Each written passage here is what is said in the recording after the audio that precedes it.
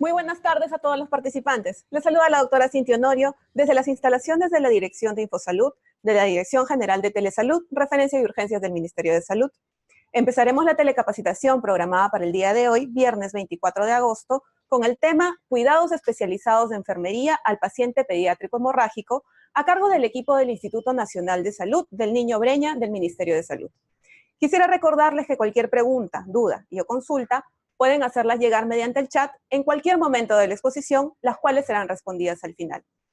Bienvenidos, amigos del Instituto Nacional del Niño Breña. Quedamos atentos a ustedes. Muy bien. Muchísimas gracias, doctora Cintia Honorio.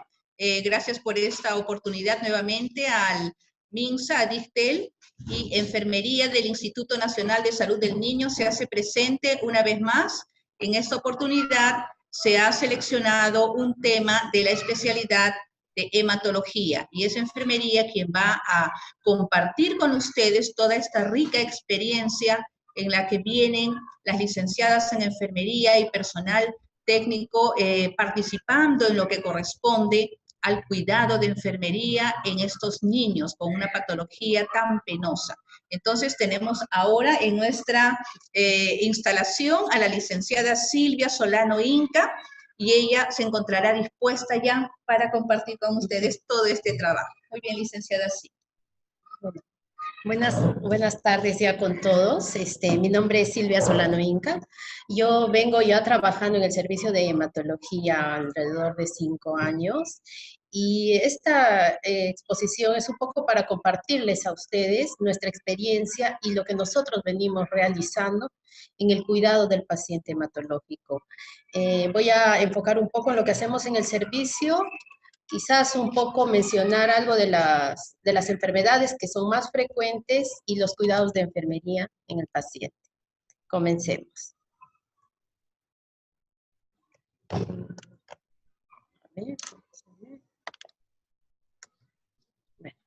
Bueno, hablando de la hematología clínica, la hematología clínica es una especialidad médica. Así como servicio de hematología, lo vamos a encontrar en los hospitales de mayor nivel. En este caso, nosotros, en nuestro hospital, contamos con el servicio en el cual brindamos atención especializada a los pacientes hematológicos. En el servicio nos encargamos, más que todo, de hacer el estudio y la investigación de los casos hematológicos, y iniciar con las terapias y el tratamiento, ya sea de la patología que tenga el niño, ¿no? ¿Qué realizamos? Brindamos atención especializada a niños y adolescentes que presenten afecciones en el sistema hematológico. También se realizan técnicas para el estudio y el diagnóstico.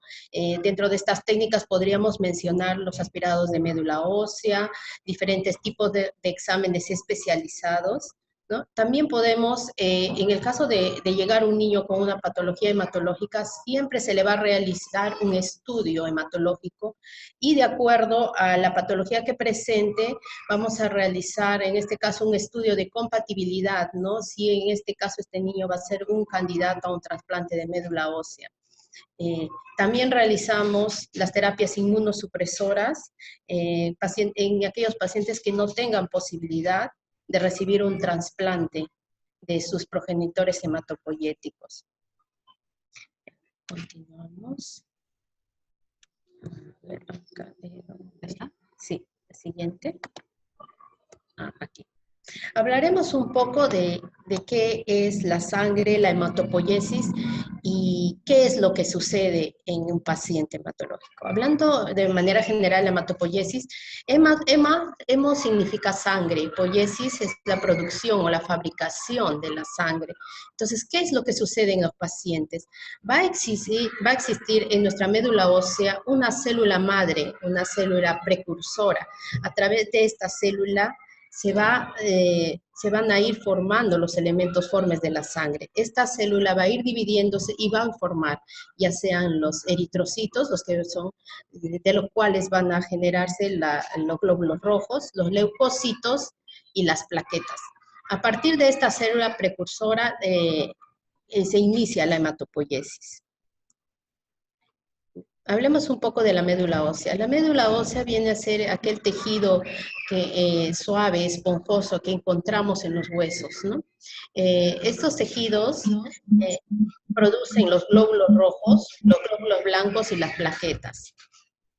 Entonces, cuando va a existir una alteración en la médula ósea, ya sea por varios motivos que vamos a ver más adelante, esta alteración va a afectar la producción de estos glóbulos blancos, glóbulos rojos y plaquetas. Por ende, vamos a estudiarla en todas las patologías de hematología. Ahora, ¿qué son los componentes de la sangre o los elementos formes de la sangre? Dentro de estos vamos a encontrar los glóbulos rojos o también llamados eritrocitos. Los glóbulos rojos o eritrocitos son componentes más abundantes en la sangre. ¿Y cuál es su función? Es actuar llevando el oxígeno molecular a los diferentes tejidos, ¿no? Hablamos de anemia cuando la hemoglobina está por debajo de los 11 gramos por decilitro y un hematocrito de 33%. Entonces, ahí hablamos de anemia. Los glóbulos blancos. ¿Qué son los glóbulos blancos? También se les denomina leucocitos a los glóbulos blancos. Ellos son de mayor tamaño que los glóbulos rojos y ellos cumplen la función de defender al organismo de los microorganismos que pueden ser infecciosos, ¿no? ¿A través de qué? A través de la limpieza, que es la fagocitosis, y la defensa, que es específicamente la realizan los linfocitos. Entre los valores normales de glóbulos blancos vamos a encontrar de 4.500 a 11.000 glóbulos blancos por microlitro. Entonces hablaríamos de una neutropenia leve cuando encontramos en un hemograma leucocitos de 1.500 hasta 1.000.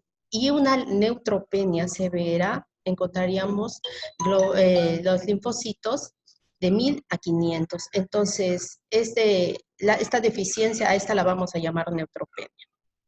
Ahora, las plaquetas. ¿Qué son las plaquetas? También en la sangre encontramos plaquetas, o también llamados trombocitos. Entonces, estas plaquetas son corpúsculos pequeños que tienen pequeños filamentos. ¿Y cuál es la función de las plaquetas? Realizar la coagulación de la sangre. Cuando hay una deficiencia de plaquetas, a esto nosotros le llamamos trombocitopenia.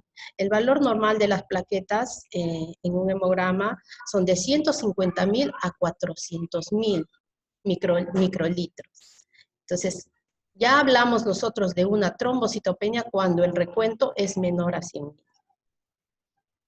Entonces, nosotros, esta clasificación, el que he considerado, va a ser en forma general, de acuerdo a los tipos de enfermedades que nosotros atendemos con mayor frecuencia en el servicio.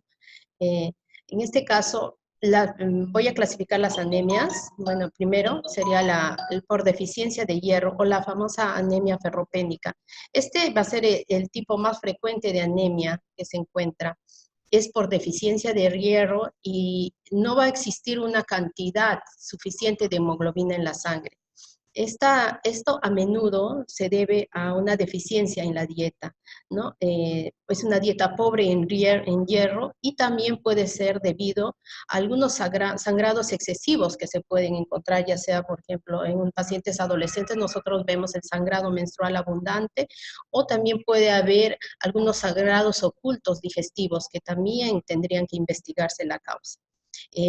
Este tipo de anemias pueden revertirse al aumentar la ingesta de los alimentos ricos en hierro y alguna suscripción de sulfato ferroso o etcétera, que lo da el médico, ¿no? Este tipo de anemias es la que por lo general se va a observar en los puestos y centros de salud, ¿no? Y es la más común en las zonas donde existe mayor desnutrición. Otro tipo de anemia es la anemia megaloblástica. Esta es una anemia que es por deficiencia de vitaminas.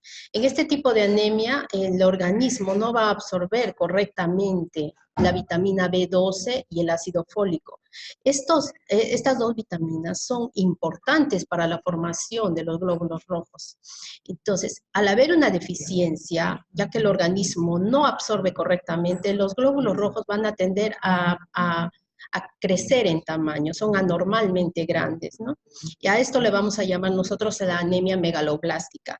En este caso, el paciente debería consumir alimentos ricos en ácido fólico, verduras, hojas verdes, frutas y leguminosas, etcétera, y también complementos de ácido fólico y vitamina B12. Esto siempre tiene que ser prescrito por un médico, un hematólogo, y también este tipo de anemia puede ser tratado por consultorio, ¿no? Y también con chequeos periódicos. Ahora, podemos clasificarla también las anemias por la enfermedad de la médula ósea, y en este caso voy a mencionar a la anemia plástica. La anemia plástica es una de las enfermedades que mayormente atendemos acá en el Hospital del Niño, en el servicio de pediatría. Este tipo de anemia se va a caracterizar por la hipoplasia medular. ¿Qué significa esto? Que la médula ósea del paciente va a carecer, o sea, ya deja de producir glóbulos rojos, glóbulos blancos y plaquetas.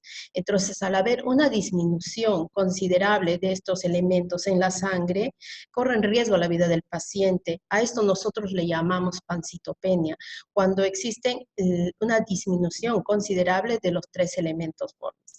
Entonces, al haber menor cantidad de glóbulos rojos, el paciente tiene anemia. Al tener menor cantidad de plaquetas, estamos hablando de una trombocitopenia, un riesgo de sangrado. Y al haber disminución de los leucocitos, un alto riesgo de infección. Entonces, un paciente con diagnóstico de anemia plástica es un paciente que tiene que ser tratado en un hospital especializado. Continuamos. Otro tipo de anemias que nosotros también tratamos en el hospital es la anemia hemolítica. ¿A qué nos referimos cuando hablamos de la anemia hemolítica?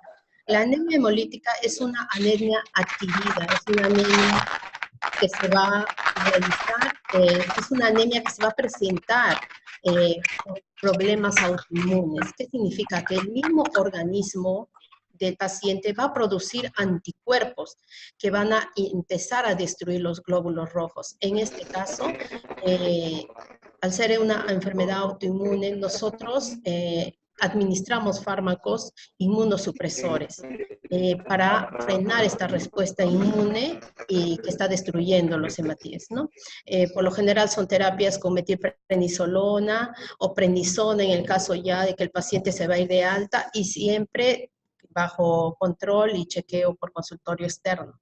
En estos casos de la anemia hemolítica, cuando es muy severa y no se ven resultados con el tratamiento, también estos pacientes son candidatos a la esplenectomía, en la cual se va a extirpar un pedazo de vaso para evitar que el vaso siga destruyendo los glóbulos rojos, ¿no?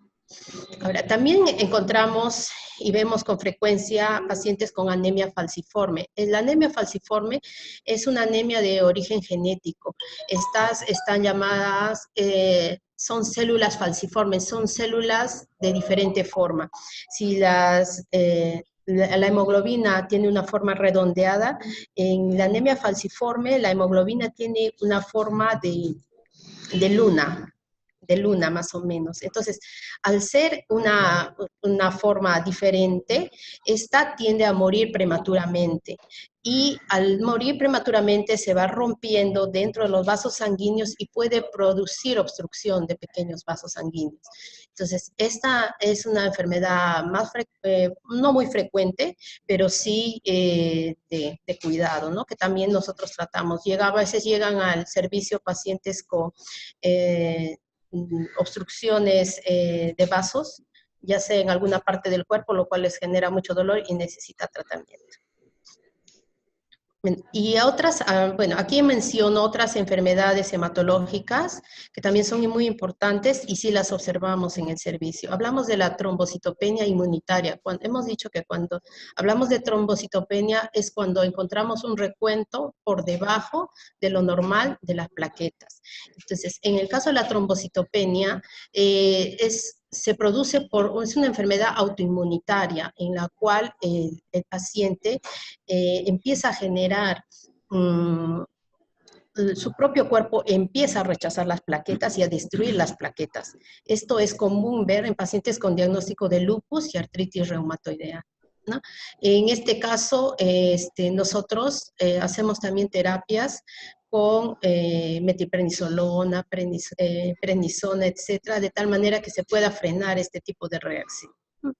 Y otra de las enfermedades también más comunes que también nosotros atendemos es la hemofilia. Al hablar de la hemofilia, podemos decir que uno de cada 10.000 nacidos presenta hemofilia. Es una enfermedad hereditaria y está caracterizada por un defecto en la coagulación. En este caso, en la hemofilia A, les falta el factor de coagulación 8 y en la hemofilia B estaríamos hablando de la ausencia del factor 9. Entonces, estos pacientes también tienden a sangrar, son pacientes que necesitan su factor de coagulación y ese sería el principal tratamiento para la hemofilia, ¿no? Continuamos. Vamos a enfocar de manera general los signos y síntomas que se pueden observar en un paciente hematológico.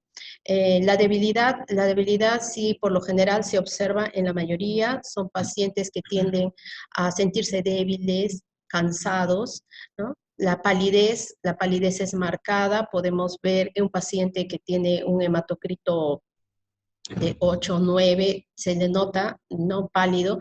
Entonces, eso ya nos debe estar llamando la atención si en un centro de salud, puesto de salud, uno ya ve un paciente que está pálido, débil y se cansa al caminar, podría ser un paciente con anemia y en este caso hacerle un estudio y quizás si se encuentran otras alteraciones en ese hemograma, tendría que hacerse un estudio más especializado, ¿no? Quizás una referencia.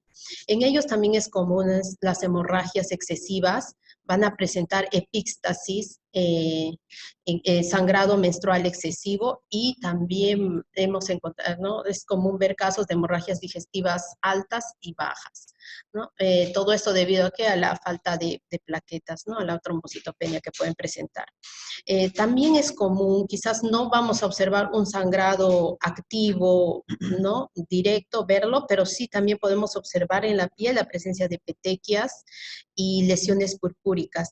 Estas se presentan en el cuerpo, pueden ser difusas o pueden ser ligeras, pero ya es un indicativo de que algo está pasando en el paciente, ¿no? Aquí podemos observar las lesiones purpúricas, sobre todo que se van a presentar en los miembros inferiores, a veces en el tronco y en las extremidades. La gingivorragia también es un síntoma bastante común. Vamos a observar sangrado de las encías. Esas encías van a estar muy sensibles y este es un paciente que va a tener que necesitar una dieta especial y cuidados especiales para controlar la gingivorragia. También es común en ellos la hematuria. Vamos a observar orinas colúricas, no, ligeramente colúricas y hasta hematúricas. La presencia de fiebre significa que puede existir ya una neutropenia y el paciente ya puede estar realizando algún tipo de infección. Entonces, al tener fiebre, sangrado, presencia de petequias, ya es una alarma, ya nos está diciendo que algo está pasando en el paciente, ¿no? Y la cefalea y mareos también, porque algunos pacientes la cefalea nos está indicando que algo está pasando en la cabeza y hay un alto riesgo de sangrado, entonces puede estar presentada, si hay cefalea y mareos, habría que estar alerta porque algo está sucediendo. También observamos el dolor muscular y articular, más que todo en pacientes hemofílicos, ellos tienden a sangrar dentro de las articulaciones. Entonces, estas articulaciones, como observamos en la imagen, aumentan de tamaño y eso es muy doloroso. Entonces, más que todo esto se debe a su trastorno de coagulación. Entonces, eso es muy común observarlo. Y bueno, hay presencia de signos de infección, en este caso pueden presentarse neumonías, infecciones del tracto urinario, puede haber presencia de abscesos, úlceras en la cavidad bucal, en el recto y la vagina. Al ser estas las zonas donde hay mayor cantidad de microorganismos, puede iniciar por ahí algún tipo de infección el paciente. Ahora vamos a mencionar un poco los cuidados de enfermería en el paciente hematológico. Los hemos enfocado, bueno, aquí considero algunos objetivos. El objetivo principal es restablecer la salud del paciente. Si bien el paciente que llega a nuestro hospital es un paciente que ya está comprometido, es un paciente que quizás ha sido derivado desde un centro de salud, un puesto de salud, ya llega bastante comprometido. Entonces, lo primero que es restablecerlo al paciente, ¿no? Estabilizarlo.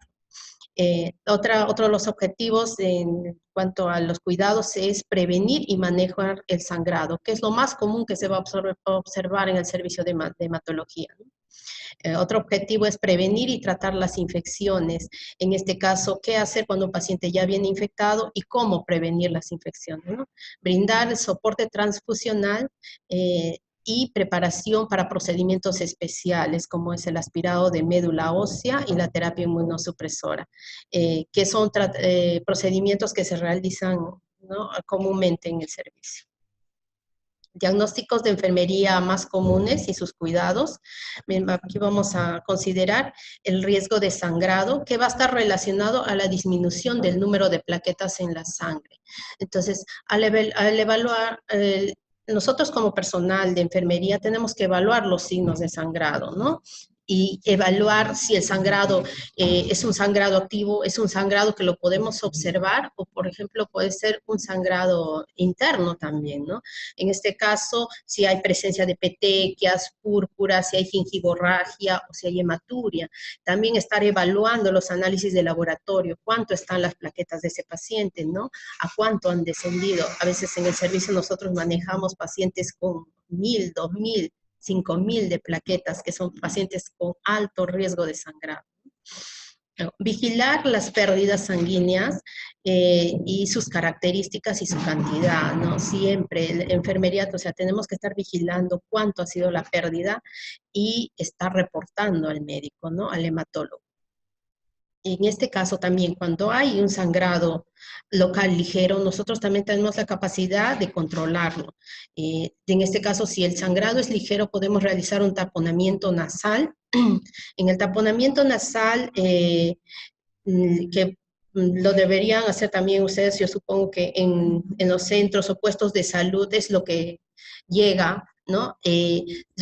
Nosotros lo realizamos con unas mechas especiales, ¿no?, de gasa, y en este caso nosotros usamos el ácido tranexámico. El ácido tranexámico son unas ampollas las cuales tienen la función o nos ayudan a coagular la sangre. Entonces, con una gasa empapada con ácido tranexámico, con una pinza, ¿no?, y colocamos el taponamiento nasal y compresión. Si esto siempre y cuando el sangrado sea un sangrado externo, pero si hay un sangrado interno, eso no lo vamos a poder nosotros controlar. En este caso, quien tiene que realizar el taponamiento nasal tendría que ser un otorrinolaringólogo, ¿no?, o un médico hematólogo especializado, ¿no?, y solicitar inmediatamente la evaluación médica, ¿no? Ahora, si la pérdida de sangre es abundante y no contamos con hemoderivados o no contamos con la supervisión médica, inmediatamente se le colocaría al paciente un acceso venoso y reponer las pérdidas y de inmediato referir al paciente, ¿no? En el caso del hospital, nosotros las pérdidas sanguíneas ya están por indicación, ¿no?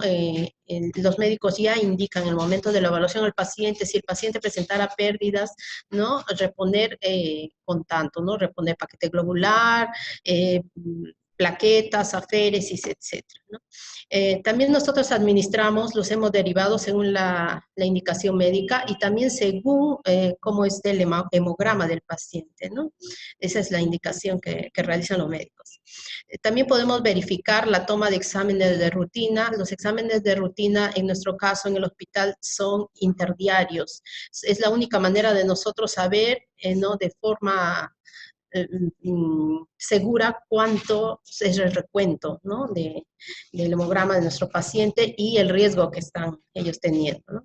Valorar los exámenes de laboratorio, ¿no?, los resultados, evitar medir la temperatura rectal y el uso de supositorios. Al ser estos pacientes con trombocitopenias severas hay un alto riesgo de sangrado, entonces hay que evitar invadir, ¿no?, rectal al paciente, ¿no? No canalizar vena profunda, porque también al canalizar nosotros, intentar canalizar una vena profunda, traumatizamos al paciente. Y muchos de ellos pueden llegar a tener hematomas considerables, ¿no? Que pueden en riesgo también su estancia en el hospital, ¿no? Evitar estreñimientos, es importante en ellos tener un manejo o evaluación bien de cómo son las deposiciones. Un paciente estreñido es un paciente que va a tener dificultad para defecar y por tanto hay un riesgo de sangrado, ¿no? No usar medicamentos anticoagulantes y reposo absoluto. El segundo diagnóstico es un alto riesgo de infección relacionado a alteración de la respuesta inmunológica. Entonces, en este caso, nosotros mantenemos al paciente en un ambiente aislado, ¿no? Puede ser un aislamiento simple o invertido según la indicación. En este caso, en el servicio nosotros contamos con un sistema de filtro de aire. Este sistema se llama el filtro de aire EPA, en el cual hay un sistema de succión de aire que succiona todo el aire del servicio, lo pasa por un filtro especial, en este caso el filtro EPA, el cual va a limpiar el aire, se podría decir, y devuelve un aire limpio y puro para el paciente. Este sería el ambiente ideal, adecuado para el manejo de un paciente neutropénico, que tiene un alto riesgo de infección, ¿no? Mantener y manejar al paciente con medidas de bioseguridad, el uso obligatorio de barreras de protección, gorro, mandilón, mascarilla, botas, etc. En el servicio, como observan en la imagen, el servicio nosotros, todo contacto con el paciente tiene que ser con estas barreras, porque existe un alto riesgo de infección. Y evitar, obviamente, las visitas de familiares que puedan tener algún tipo de enfermedad, las visitas son restringidas, ¿no?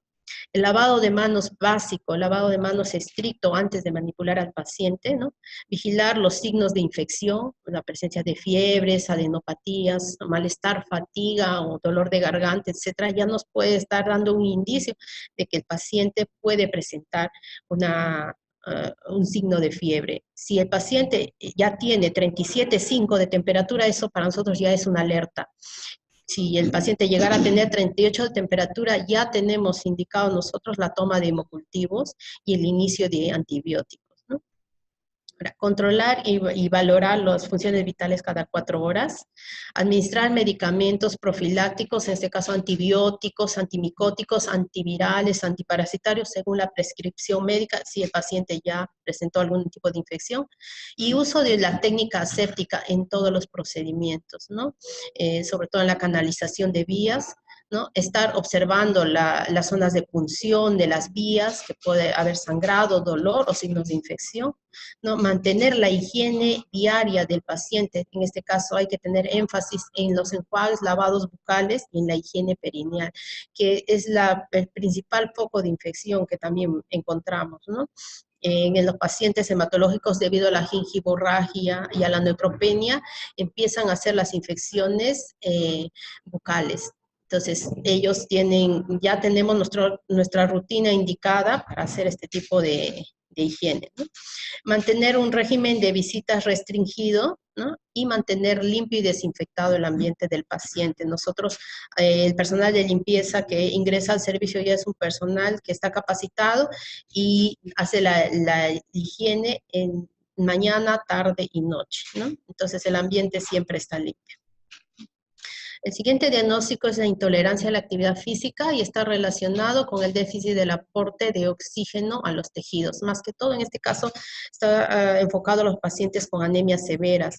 En este caso, hay que valorar el estado sensorial del paciente, ¿no? Si el paciente está despierto, activo, a veces pueden estar un poco hipoactivo, ¿no? Entonces ya lo vamos valorando. Vigilar la parestesia, o sea, la debilidad muscular. Es un paciente que va a tener mucha dificultad hasta para movilizarse al baño, ¿no? La marcha está alterada. Entonces, esos son signos que hay poca poca oxigenación de los tejidos, ¿no? No permitir que camine solo, siempre, ¿no? Estar vigilando su marcha, si tiene la marcha alterada, reportar si hay casos de cefalea, mareos, vómitos o la presión alta, la pérdida de conciencia, y en algunos pacientes, si la saturación de oxígeno es menor al 92%, la colocación de oxígeno. También en este caso de pacientes es común la administración de ácido fólico, sulfato ferroso, vitamina B12 para ayudarles a compensar la anemia. En casos severos, claro, ya realizamos las transfusiones sanguíneas, ¿no? Ahora, otro diagnóstico, ¿no? El riesgo de sangrado relacionado a alteraciones de la coagulación. Ya lo habíamos visto anteriormente, pero estaba referido a la trombocitopenia. En este caso, este segundo diagnóstico de riesgo de sangrado está relacionado al paciente hemofílico. Entonces, en este caso, ¿no? En los pacientes hemofílicos habría que vigilar la posible pérdida sanguínea, ¿no? Que puede haber también sangrado activo, evaluar la presencia de hematomas, dolores articulares, aumento del tamaño articular y la disminución del movimiento, ¿no? En ellos es común, como lo observamos en la imagen, ¿no? Los dolores articulares y sangrado intraarticular. Aplicar bolsas de hielos en las zonas afectadas, mantener al paciente en reposo absoluto y verificar inmediatamente la disponibilidad de factor 8, factor 9 en farmacia. A nivel nacional existe el programa del paciente hemofílico. El paciente hemofílico necesita, ¿no? No existe otro tratamiento para ellos que la administración del factor 8 para revertir el cuadro y facilitar su desarrollo día a día, ¿no? Son niños que ya están registrados en el programa y cuando llegan a nuestro servicio con algún tipo de afección, nosotros nos encargamos, ¿no? de solicitar el factor 8 y mediante la administración, según indicación médica del factor 8, van a ir revertiendo el cuadro y se van de alta, ¿no? En estos pacientes también hay que tener cuidado en la canalización de la vía periférica. La vía tiene que ser una vía permeable antes de la administración del factor 8 importante, ¿no? Verificar nuestro acceso venoso. Y una vez que tengamos el factor 8, el cual tiene que ser, estar refrigerado, ¿no? Y cumplir con todas las cadenas de bioseguridad, se prepara el factor 8 y este se administra con los criterios de bioseguridad. La administración del factor 8 es inmediata en un tiempo de administración de 3 a 5 minutos. Y esto de acuerdo al horario que le indique el médico. A veces puede ser cada 8 horas, cada 12 horas o cada 24 horas, dependiendo cómo vaya evolucionando el paciente. Otro tipo de diagnóstico que hemos considerado es la alteración de la mucosa oral relacionada con la deficiencia de neutrófilos y plaquetas. Es muy común en el paciente hematológico observar las lesiones eritematosas en las encías y el sangrado gingival. Entonces nosotros tenemos ya los cuidados más, ¿no? Ya están establecidos, la limpieza de la boca, ¿no? Después de cada comida. Todos ellos también han pasado por una interconsulta con odontología. En ellos se necesita, usamos, ¿no? Los cepillos con cerdas suaves, o con algodón, depende si están sangrando, y enjuagues con solución de clorexidina según la indicación médica. Pero también es común la realización de los colutorios o buches con solución de bicarbonato o ácido tranexámico, ¿no? Estos colutorios con ácido tranexámico los realizamos cuando existe sangrado gingival. El ácido tranexámico nos ayuda a coagular esas zonas donde hay sangrado. Y el bicarbonato hace que el pH de la boca sea más alcalino y por tanto ¿no?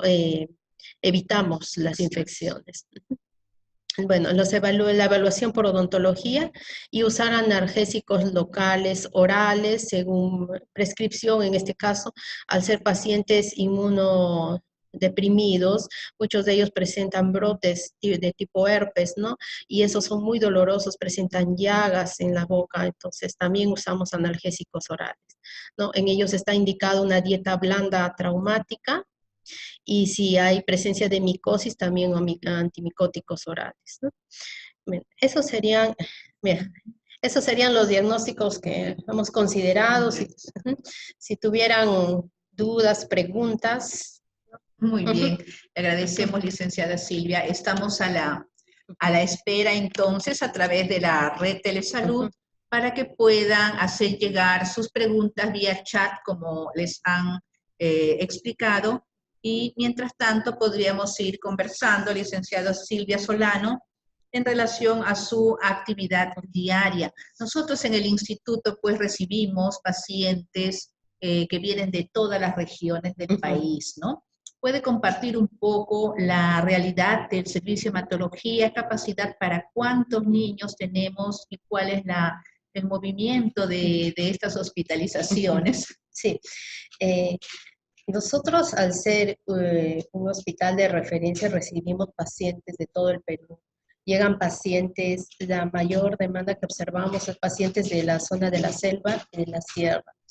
Son pacientes que ya han sido evaluados anteriormente y al encontrar una alteración, ¿no?, en el hemograma que pueda darnos signos de que puede ser otro tipo de enfermedad y que necesite más estudios, son ellos los que llegan a nuestro servicio. Por lo general, estas enfermedades hematológicas a veces no se sabe bien qué las causan, ¿no? Y son pacientes que han estado en contacto o en zonas mineras o pacientes que han estado en contacto con agricultores, más que todo en zonas donde se usan pesticidas, etc. Entonces, de todas maneras, nosotros atendemos pues diferente tipo de idiosincrasia, ¿no?, de los pacientes y también de Lima, ¿no?, de otras partes del Perú. Nosotros en el servicio ahora contamos con 3 camas recibimos a pacientes inestables, pacientes altamente comprometidos o pacientes que sean candidatos a terapias inmunosupresoras. Estas terapias se realizan en el servicio. Las terapias inmunosupresoras se le realizan a aquellos pacientes en los cuales se hayan hecho ya el estudio de la médula, ya tienen un diagnóstico definido y no se hayan encontrado donantes compatibles de médula ósea. Si en este caso el paciente tuviera un donante compatible, ya sea un hermano que sea compatible, es un candidato a trasplante de médula ósea, y en este caso nosotros lo estamos refiriendo al Hospital de San Borja. En la actualidad no estamos realizando el trasplante, pero sí, o sea, preparamos al paciente para el trasplante, ¿no? También realizamos la terapia inmunosupresora. Esta terapia lo que va a consistir es a través de fármacos, ¿no? Vamos a lograr estimular a la médula, ¿no? Entonces estas terapias tienen un tiempo también de duración, aproximadamente 15 días. Son 5 días que son los días más, los principales, y luego ya son más para observarlos, ¿no? ¿Cuál es el nombre de esa terapia, ese procedimiento? La terapia inmunosupresora. Inmunosupresora. Tendremos de repente más adelante oportunidad de que puedan compartir profundizar con nosotros, un poco, ¿no?, más en el tema. También es común, nosotros realizamos los aspirados de médula ósea, nuestros hematólogos. Ese es el principal procedimiento que se realiza, lo realizan los hematólogos, lo realizan bajo anestesia general, dependiendo, ¿no?, del paciente, si es un paciente pequeño y se hace en sala de operaciones, ¿no?, en el cual se toma una muestra de la médula ósea y una biopsia de hueso, y lo cual va a ayudar al diagnóstico, ¿no? Interesante, interesante. Me parece que hay algunas preguntas y por favor el responsable de la Dirección General nos puede hacer llegar. Claro que sí.